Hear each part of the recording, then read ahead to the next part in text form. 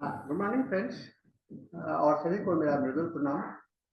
साथियों, अभी तक हम लोग क्रॉनिक डिजीज पर चर्चा करते रहे हैं और पिछले लेक्चर में मैंने क्रॉनिक डिजीज के आउटलाइन पर किताब जो पुस्तक उनके हनीमन साहब की है उसके उसके ऊपर मैं विशेष चर्चा किया था।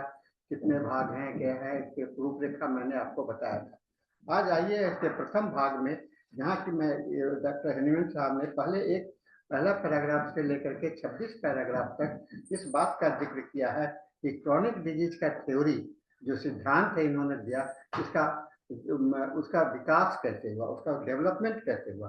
तो डेवलपमेंट के पीछे में क्या कारण था कि क्रॉनिक डिजीज की व्याख्या करनी पड़ी, इस बात को और जबकि जबकि ऑर्गेनल ऑफ मेडिसिन में क्रॉनिक डिजीज का परिचय दे दिया गया है, लेकिन इसके लिए एक व्याख्या की जरूरत है। यह डॉक्टर हेनिमन ने अपने इस किताब में लिखने का कोशिश किया है। और पहले पैराग्राफ में वो कहते हैं कि होम्योपैथी एक हीलिंग आर्ट है। जब हम लोग आर्ट वर्ड का यूज करते हैं तो हम लोग कहते हैं कि क्या यह विज्ञान नहीं है। तो मैं आपको यह बताना चाहूंगा, डॉक्टर हेनिमन के कहने का मतलब था एक सिद्धांत पर, एक विज्ञान पर आधारित जो आप कला करते हो, व्यवहार करते हो, वही आर्ट सही होता है। आप जैसे तैसे करोगे वह कलाकार नहीं बन सकते हो, स्किलफुल नहीं बन सकते हो। उसके लिए कोई ना कोई तो सिद्धांत को अपनाना ही पड़ता है। तो सिद्धांत को, यानी हम लोग कह सकते हैं कि कला और विज्ञान ये दोनों एक दूसरे के पूरक होते हैं, दोनों एक दूसरे से मिलके होते हैं। बिना कला के विज्ञान का विकास नहीं हो सकता है और बिना विज्ञान के कलाकार नहीं बन सकते हो। ये कलाकार और विज्ञान का संबंध है। और इसी आधार पर डॉक्टर हेनिमन ने कहा कि मैंने जितने सारे चिकित्सा शास्त्रों का, चिकित्सा इतिहास का मैं देखा और मैं अपने व्यवहार में, अपने साथियों के व्यवहार में मैं देखा, तो वहां पर मैं पाता हूं कि होम्योपैथिक चिकित्सा पद्धति एक ऐसी पद्धति है जो अपने आप में सबसे उत्कृष्ट है, सबसे संपूर्ण है, कंप्लीट है। क्योंकि इसके अंदर में हम लोग किसी एक चीज को देखने का कोशिश करते हैं। हमारा जो दायरा है, देखने का दायरा है, वह बहुत ही बेहतरीन है। और इसका एक ही आवश्यकता है कि आप इसमें विश्वास के साथ, अपने समर्पण के साथ, अपने जागरूकता के साथ इसको सिद्धांत को फॉलो करें। अगर इसमें के प्रति आपको आकर्षण हो जाता है, आप समझ जाते हो, तो आपके लिए यह चिकित्सा पद्धति बहुत ही है। और एक बात उन्होंने कहा कि जब हम कोई भी चीज का चर्चा करते हैं तो यह सिर्फ कहने की बात नहीं होनी चाहिए, उसको रिकॉग्नाइजेबल होना चाहिए। हर एक हमारे व्यवहार में, हमारे क्वेश्चंस में पेशेंट से डील करते हैं तो उसके लिए एक उसके उसके प्रति हमारी जागरूकता होनी चाहिए कि मैं क्या बोल रहा हूँ, क्या मैं क्या सोच रहा हूँ, किस आधार पर मैं इसको बोल रहा हूँ। ये बात को डॉक्टर हेनिमन ने कहा। और यही दृष्टिकोण जो है तो एक कलाकार का दृष्टिकोण होता है, जो कि दो तथ्यों को एक साथ मिलाने का प्रयास कर पाता है। टेस्ट टेकिंग के दौरान हम लोग रोगियों से लक्षण लेते हैं और लक्षणों को मिलाने का करके एक कहानी बनाते हैं, जो कहानी टोटलिटी ऑफ सिम्टम्स के रूप में दिखलाई पड़ता है। ये टोटलिटी ऑफ सिम्टम्स अगर आपका पूरा हो जाता है तो आपका केस टेकिंग भी संपूर्ण हो जाता है। और यही कला जो है, इसके अंदर में विज्ञान क्या है, आपने एक सिद्धांत को फॉलो करके लक्षणों को लिया। लक्षण इकट्ठा करने के प्रति आपका उद्देश्य था कि क्या, क्यों लक्षण ले रहे हैं, उसका व्यवहार आप किस तरह से करोगे, उसका रोगी के लिए दवा कैसे सिलेक्ट करोगे, यह बहुत ही इंपॉर्टेंट होता है। तो कहते हैं कि ये इस मायने में ये जो होम्योपैथिक सिस्टम है एक सुपीरियर है। उससे मैंने सुपीरियर मतलब कि अन्य चिकित्सा पद्धति से ज्यादा ही स्पेशलाइज है, विशेषता है और सुपीरियर माना जा सकता है। डॉक्टर हेनिमन का यह मानना था। डॉक्टर हेनिमन ने कहा यहाँ यह केवल सिंपल, दूसरे पैराग्राफ में वो कहते हैं केवल यह सिंपल बीमारियों के लिए ही नहीं है ना, साधारण रोग के लिए नहीं, ये वेनरल डिजीज के लिए भी होता है। वेनरल डिजीज का मतलब क्या होता है? वेनरल डिजीज जो कि आपको उस समय में वेनरल डिजीज को लेते थे, जैसे कुष्ठ रोग हो गया, आपको सिफिलिस हो गया, गोनोरिया हो गया, ये सब को लिया करते थे। तो कहते हैं कि ये भी डॉक्टर है होम्योपैथी के द्वारा ठीक हो जाता है, होम्योपैथी के द्वारा ठीक हो जाता है। उन्होंने कहा कि होम्योपैथी के माध्यम से होता है, क्योंकि और होता है और इसके साथ में कोई साइड इफेक्ट नहीं होता है ना। ये बहुत बड़ी बात है। डॉक्टर हेनीमैन अपने पॉइंट नंबर 2 में without disturbing the other elements of the life, cure का आइडियल क्योर का व्याख्या करते हैं यहाँ पर। आपको पैराग्राफ 2 में कहते हैं कि इंटरनली डिजीज को हटा देना, रूट आउट कर देना, जड़ से हटा देना, यह आपका दृष्टिकोण होना चाहिए, आपका लक्ष्य होना चाहिए, आपका सारा जो प्रक्रिया होना चाहिए कि हम रोग को जड़ से उखाड़ देंगे। जब आपके प्रति इस तरह का जुनून होगा तो आप इसके लिए सक्षम हो सकते हैं।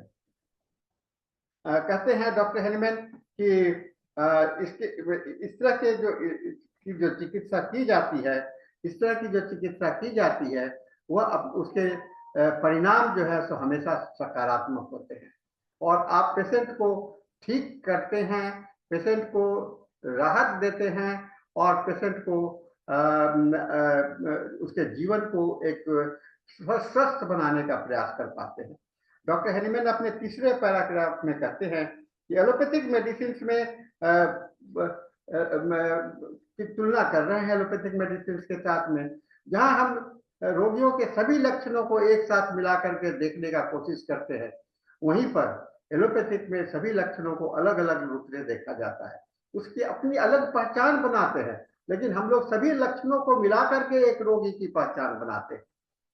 ये अंतर है हमारे अंदर देखने में। हम लक्षण को, सभी लक्षणों का एक लेते हैं, एक संगठन लेते हैं और ऑर्गेनाइज करते हैं, और उसको एनालाइज करके उसके आधार पर दवा सिलेक्ट करते हैं। यानी कि हमारा हमको हमेशा एक रोगी है तो एक दवा होगा होम्योपैथी में, लेकिन एलोपैथी में हर एक लक्षण को एक अलग रूप में देखा जाता है, इसीलिए उनकी दृष्टिकोण जो है सो अलग अलग लक्षणों को के आधार पर दवा दी जाती है। सिर दर्द के लिए एक दवा दे रहे हैं, पेट दर्द के लिए अलग दवा दे रहे हैं, फीवर आ रहा तो उसके लिए अलग दवा दे रहे हैं। तो इस तरह से कई एक दवाइयों का इस्तेमाल किया जाता है, और इसीलिए उनको मिक्सचर देने का कोशिश होता है। अब मिक्सचर के विषय में भी डॉक्टर हेनीमैन चर्चा करते हैं। ये मिक्सचर जो है तो आपको मिक्सचर किस तरह का हो जाता है। मिक्सचर एक ऐसा चीज होता है जिसके परिणाम को आपको जानकारी नहीं होती है। अगर आप 4 दवा को मिला करके एक साथ दे रहे हैं तो उसका क्या परिणाम होगा इसको आपको जानकारी नहीं होता है, क्योंकि आप इंडिविजुअल मेडिसिन के प्रूविंग को कर चुके हैं, इंडिविजुअल मेडिसिन को जान चुके हैं, और इंडिविजुअल मेडिसिन का लक्षण क्या होगा, उसका क्या प्रभाव होगा, इसकी जानकारी आपके मेडिका में है। लेकिन अगर 2-4 दवाइयों को मिला करके आप दोगे तो वह आपका उसका क्या परिणाम होगा उसका परीक्षण तो नहीं हुआ है ना, प्रूविंग तो नहीं हुआ है, प्रूविंग तो इंडिविजुअल मेडिसिन का हुआ है। तो उसी तरह से एलोपैथी में भी तो आपने जो एक ड्रग का अलग अलग किया तो वहां पर इंडिविजुअल मेडिसिन का प्रूविंग किया, लेकिन कलेक्टिव प्रूविंग नहीं हुआ, इसलिए उनके पास में कलेक्टिव मेडिसिन का जानकारी उनके पास में नहीं है। कहते हैं हम होम्योपैथी में रोगी को एक मानते हैं जिसका संचालन जो है सर्वाइकल प्रिंसिपल के माध्यम से होता है। तो उसका एक संचालक है, और वह उसी संचालन के अधीन डॉक्टर ये पूरे रोगी का विधान होता है, कॉन्स्टिट्यूशंस होता है, माइंड बॉडी ये सारे जो हैं तो उसी के अनुसार चलते हैं। इसीलिए हम रोग सारे लक्षणों को कलेक्ट करके उसके टोटलिटी ऑफ सिम्टम्स तैयार करते हैं, और टोटलिटी ऑफ सिम्टम्स तैयार करके होम्योपैथी के अनुकूल एक दवा का सिलेक्ट करते हैं जो कि उसके वाइटल प्रिंसिपल से सिमिलर हो, उसके समान हो। लेकिन एलोपैथी में जो दवा जो लक्षण लिए जाते हैं उस एक नहीं मानते हैं, वो बॉडी को अलग अलग ऑर्गन के रूप में देखते हैं, डिवाइडेड बॉडी है ना, डिवाइडेड बॉडी, हार्ट एक अलग राज्य प्रदेश है, लीवर एक अलग प्रदेश है, गॉल ब्लैडर एक अलग प्रदेश है, सभी चीज को अलग अलग कर दिया, विखंडन, यह विखंडन चिकित्सा पद्धति हो गया। लेकिन हमारा जो है सो एकीकरण चिकित्सा पद्धति है। एकीकरण माने सभी को मिलाकर के एक करने का प्रयास किया गया है, यही हमारी विशेषता है। तो कहते हैं कि इसी के कारण क्या हुआ है, अनंत रोगों का नामकरण हो गया एलोपैथी में। अनंत अनंत मैं इसलिए कर रहा हूं क्योंकि आप जितनी रोग के नाम को जानते हैं उसके बाद में रोज एक नए नए नाम आपके पास में आते जा रहे हैं। पहले कुछ जानते थे, अब फिर एक नया नाम आ गया, ये नया रोग नया रोग नया रोग का सिलसिला जारी है। और कहीं मैंने कहा नहीं नहीं ऐसा नया नहीं, एक ही है, मूल कारण तो एक ही है, इसीलिए वही अपना अपना रूप बदल करके आता रहता है, अपना रूप बदल करके आता रहता है। हमेशा उसका रूप जो है तो परिवर्तनशील होता है, और परिवर्तनशील होने के कारण आपका नजरिया ये होना चाहिए, उस परिवर्तन को देख करके आप समझने का कोशिश करना चाहिए। आप देखते हो रोज एक नए रोग आ रहे हैं, आज एड्स आ गया, चिकनगुनिया आ गया, ये सब पहले तो नहीं था। एड्स आ गए, चिकनगुनिया आ गए, कोरोना आ गया, कोरोना का भी जिक्र था लेकिन अब कोरोना बहुत प्रभावित हो गया है ना। तो ये रोज रोज रोज रोज नए नए नामाकरण है। अब नामाकरण के भी आज चलते चलते अब आपके पास में इतने कंफ्यूजन क्रिएट हो गए, इतने कंफ्यूजन क्रिएट हो गए कि बीमारियों के कारण भी नहीं समझ में आ रहा है, और बीमारियों को समझ में नहीं आने के कारण आप क्या कह रहे हो, यह तो सिंड्रोम है, यानी इसका एक डिफिनिट कॉजेस नहीं मालूम है, सिंड्रोम है। तो आप कहते हो कि एड्स जो है एक सिंड्रोम है ना, डिजीज का वो सिंड्रोम है। और उसी तरह से फिर आप आ जाते हो कि आप अब जैसे अगर लंग्स में हो गया तो हम लोग पहले कहते थे कि इसको ट्यूबरकुलोसिस है, अस्थमा है, ये है ये है। अब कहते हैं कि नहीं, ये पल्मोनरी डिजॉर्डर्स है, माने पल्मोनरी ऑब्स्ट्रक्टिव डिजीज है। अगर यूट्रस में हो गया तो पीसीओएस, पीसीओडी, ऐसे करके आप लोग आईबीएस, आईबीएस क्या हो गया, irritative bowel syndrome. Bowel syndrome क्या हो गया, आपको पूरा बाउल सिस्टम का है, कहां पर है क्या है इसकी जानकारी नहीं है, इसलिए आपने कह दिया कि आईबीएस, इरिटेटिव बाउल सिंड्रोम। अब इस तरह से रोगों का आपने व्याख्या किया। अब आप कहते हो कि रोग ठीक होता है, रोग नहीं ठीक होता है। अगर नहीं ठीक होता है तो आप कहना शुरू कर दिए क्या कि यह ऑटो इम्यून डिजीज है। ऑटो इम्यून एक नया टर्मिनोलॉजी आ गई, तो रोज नए नए टर्मिनोलॉजी को ऐड करते जा रहे। ऑटो इम्यून डिजीज है, आपकी इम्यूनिटी खत्म, आपका इम्यूनिटी आपके अगेंस्ट में हो गया, आप ऑटो इम्यून डिजीज हो गए।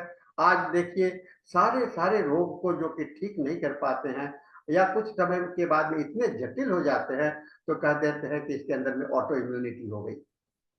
ये व्याख्या है, और ऑटो इम्यून डिजीज के लिए कोई इलाज नहीं है, ये सीधे ऐसे इसके लिए दवा निरंतर लेते चले जाइए, यही इसका एक उपाय हो सकता है।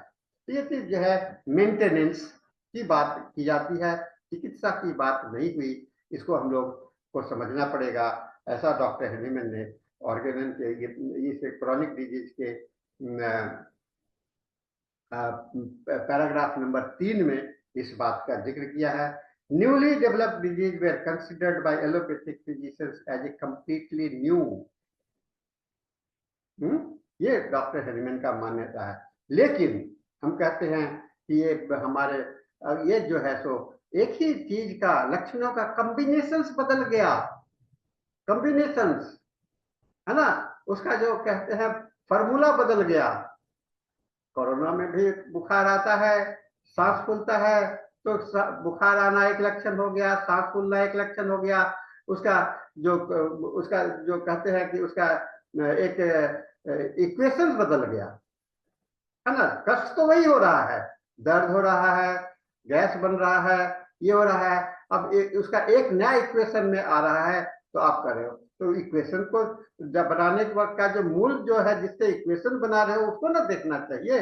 वो देखोगे तो आपको यूनिफाइड होगा, आपको लगेगा कि नहीं ये बीमारी नया नहीं है, इसके नए इक्वेशंस में ये प्रेजेंट हो रहा है। तो एवरी न्यू डिजीज का जो नोमेनक्लेचर किया जा रहा है, एक नए लक्षणों के एक नए इक्वेशन को ही बताने का प्रयास किया गया है। तो यही है, कहते हैं कि अनंत दवाइयों का होता है। इसी तरह से फिर आप आते हो पैराग्राफ नंबर 4 में, कहते हैं कि 4 में, it is not so with the homeopathy, the great gift of the body, great gift of the God. कहते हैं कि क्या इस तरह से आप देखते नहीं हो कि होम्योपैथी जो है तो भगवान का, ईश्वरीय आपका सबसे बड़ा उपहार है चिकित्सा विज्ञान के लिए। ये पॉइंट नंबर 4 में डॉक्टर हेनीमैन आपसे प्रश्न करते हैं, और उसका उत्तर देने के लिए उन्होंने कहते हैं पॉइंट नंबर 5 में, है ना, different type of the chronic disease से ठीक हुए हैं। आप सभी होम्योपैथिक चिकित्सक हैं और होने वाले चिकित्सक हैं। आप अनुभव करेंगे अपने जीवन में कि आप ऐसे ऐसे रोग को ठीक किए जो कि यहाँ जो कहा गया कि लाइलाज है। तो ये आपका अलग अलग इसका व्याख्या हो सकता है। तो ये बहुत इंपॉर्टेंट महसूस है। Successfully completed and brought to an end, successfully completed and brought to an end, और इसके लिए एक पूरी ऊर्जा की बात होती है।